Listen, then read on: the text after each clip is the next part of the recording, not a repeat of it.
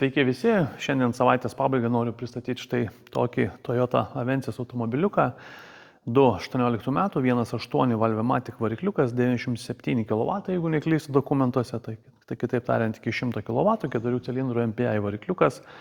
Visų 100% nuo šiol važiuos dujomis, o žiūrint iš švieslentės, tai reiškia, kad nuo vieno sudeginto kuro litro sutaupys viso labo 1 eurą. Tai jeigu automobilis vartoja kaip pavyzdys 10 litrų mieste, tai naudos, grubiai litrą benzino ir 10 litrų dujų, tai įsivaizduokim, kad apie 9 eurus nuo 100 km netgi sugebės sutaupyti. Tai puikiai investicija, pasigalvokit visi pasižiūrėję iš švieslentės, kurie važinėjate benzinu, gal visai būtų ir neblogai tą 1 eurą nuo 1 litro sutaupyti. Tai grįžtant prie konkrečiai šio automobilio, yra sumontuota kokybiška itališka Landirenzo sistema ir šį kartą sumontuojam patį geriausią Landirenzo Omegas valdymo bloką.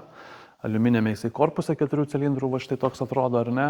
Greta turim ir benzininį valdymo bloką, tai be abejonės didžioji dauguma laidų yra lituojama būtent prie paties benzininio valdymo bloko. Tai sumažina papildomų laidų vedimą iki, sakykime, paties variklio. Dujiniai purkštukai čia sumontuoti Landirenzo Gears, gražiai slepiasi po variklio dangčiu, dangtis netgi nei trupučio nepakeltas, grinai savo vietose, viskas labai puikiai čia susitalpina, labai gražiai susimontuoja. Landirenzo Li10 turbo dujų reduktoriukas šitame kampe, dujinės fazės filtras, slėgio davikliukas, viskas matomai, prieinamai, nesudėtingas aptarnavimas, kadangi ir skystos fazės filtro dujų vožtuvą Landirenzo turim štai čia, tai čia galim pakeisti skystos fazės filtrą, galim pakeisti dujinės fazės filtrą, nusiėmę variklio dangtį, viską matyti, viską apžiūrėti, visus sandarumus ir taip toliau, visą tai, kas yra numatyta, ką reikia padaryti aptarnavimo metu. Servise 007, kaip jau visada ir jau įprasta ir kartojas daug kartų, naudojam tik pačias kokybiškiausias, geriausias medžiagas bei komponentus, ką galime šiai dienai savo klientams pasiūlyti. Tai tiek ir dujinės žarnas teflonų dengtas tam, kad nebūtų jokių kvapų, jos neprasmirstų, spyruoklinės sąvaržos, viskas laikikliuose, gofruose, dujinės įrangos laidynas vėlgi įvilktas į gofras, parinkami tų laidų tinkami ilgiai, jokių čia prikaišėtų apendicitų, kažkokių priviniotų į pūkinę izoliaciją kampuose prikaišėtų, nieko nepamatysit. Viskas tvarkingai taip, kaip turi būti, taip ir sumontuota. Žinoma, dujinės įrangos saugiklis prie akumuliatoriaus pliusinės klemos, instruktažo metu bus klientui viskas parodyta, paaiškinta ir pademonstruota. Variklio skyrius švarus, gražus, viskas padaryta ir paruošta jau klientui atiduoti. Dujų mygtukas.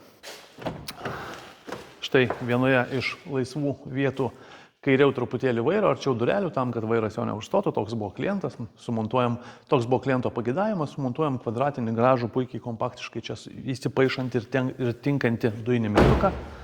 Pildymas prie benzino užpilimo vietos, štai čia šitame kampe atsisukame, reiškia, kamštelį, įsisukam adapterį, užsipildom dujas, užsipildę gražiai viską užsidarom, viskas užsidengia ir lieka be jokių matymo žymių. Atsarginio rato vietoje turime sumontavę balioną, kaip matot, viskas lygu gražu. Iš principo būtų galima sumontuoti šiemus šitą daiktadėžę netgi ir 82 litrų balioną atsarginio rato vietoje. Bet čia dar turim tokią nišą, kur tilps mums susidėti visus daiktus ir apačioje turim 58 litrų balioną. Apie 60 litrų pats balioniukas, pagal faktą degaliniai bus apie 50 litrų, gal truputį ne visai 50, kem 8, 50 litrų žodžiu. Pagal faktą degaliniai prisipildysim ir galima bus važiuoti su šiuo automobiliu pakankamai nemažą atstumą dujomis. Tai tiek apie Toyota Avensis, vieną iš paskutiniųjų Avensių modelių turbūt, gal net ir pats paskutinis, jau turbūt naujesnio jo ir nebuvo. Tai jeigu kažką panašaus planuojat įsigyti, ar turit, ar vairuojat, drąsiai kreipkitės, mielai padėsim su kokybišku Landirenzo dujinės įrangos montavimu. Ačiū.